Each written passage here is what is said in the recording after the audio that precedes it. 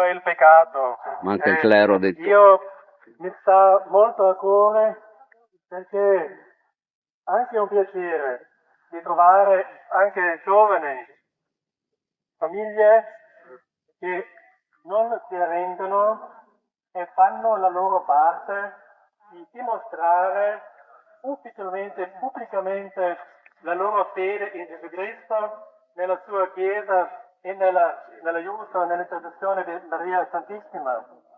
E io, per dire, rappresento la Chiesa Cattolica, sono un sacerdote cattolico, ordinato da un vescovo cattolico che professa la fede cattolica.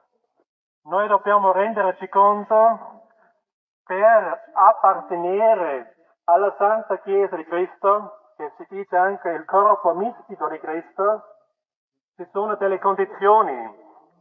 E la prima condizione per appartenere alla Chiesa, al corpo mistico di Cristo, sono di essere battezzati in Gesù Cristo e di professare la fede cattolica. E quando una persona battezzata, per qualsiasi motivo, per ignoranza, per propria colpa o no, non professa più la fede cattolica, non fa più parte della Chiesa cattolica. Per dire, dare l'esempio, se io domani professassi la fede protestante, non sarei più parte della Chiesa cattolica.